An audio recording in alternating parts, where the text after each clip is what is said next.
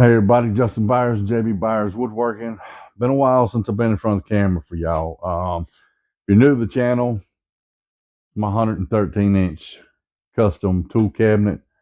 I just finished up getting the drill bit drawer organized. My next one is I have a router drawer that has router. I got a new router. A buddy of mine hooked me up with Kevin. We've become good friends over the past year or so. He hooked me up with that. So I'm gonna work on this bottom drawer here for the routers, and I have my epoxy drawer on the bottom over here. I'm gonna work on getting it organized more. The other shop builds is my enormous outfeed table. I have got to get an outfeed table made. It's going to be a 7 foot by 10 foot. I may drop it down to 9. I'm still kind of moving some things around, try to get them organized, try to get some things out. And then I have going to a dedicated router sled table. So outfeed table, router sled table. I want to do a new workbench as well as a traditional carpentry bench. I got a buddy of mine that does my sawing for me, but I also have another friend in Lake Lure that deals a lot in thick slabs, and I really want to find something close to the 6-inch thick mark for the top of my carpentry table. So something solid, something beefy. So I've got several, and I'm gonna try to work on something for my drill press as well as I think technically the last tool I need for the shop, as far as purchase wise. We all want to just buy everything, but I think technically the last thing I need to purchase is a bandsaw, good resaw bandsaw. Been looking online. I don't know if any of y'all have a decent bandsaw that y'all resaw with. If you do, leave me a comment down below. I'd like to check it out, see what you guys are using. Also,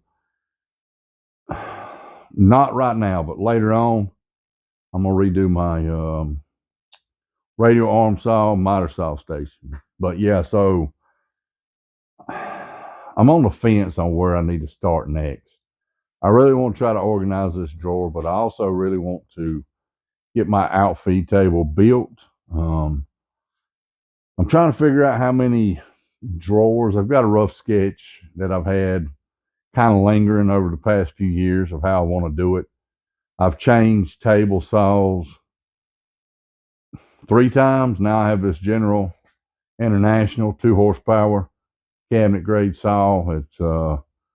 And I think I'm gonna just leave it stationary. I thought about making it mobile, but if I'm really pushing a large piece through, I don't want it moving. I've got these stops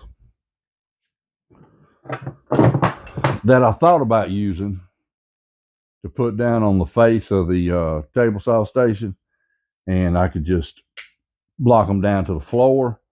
But I think I'm just gonna make it stationary and not worry about, it's gonna be the heart of the shop, so it's not really gonna be moved around. Everything else on the outside is probably what's gonna move. So other than that, I just want to tell everybody appreciate y'all. I'm kind of blown away that I hit the 1,000 subscriber mark, and I'm trying to come up with some good content for everybody.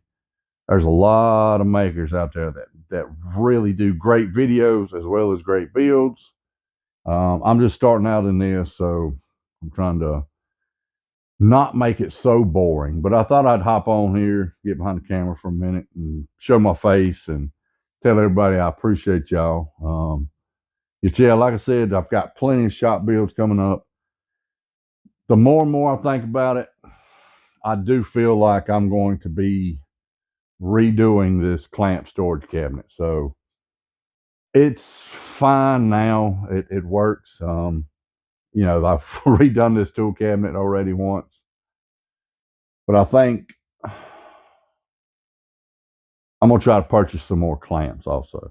So hopefully I can get everything that I need, and then finally just say, okay, here it is. I'm gonna try to get my final floor print laid out to how I have, how I want everything set up and where it needs to be stationed. And I've still got a few things that I'm gonna get rid of and try to clean the shop up a little more. But it has came a long ways. If you watch any of my videos prior to this one, you can see how messy my shop really was. Just 30 years of this stuff being piled in here. But yeah, I appreciate everybody and keep making.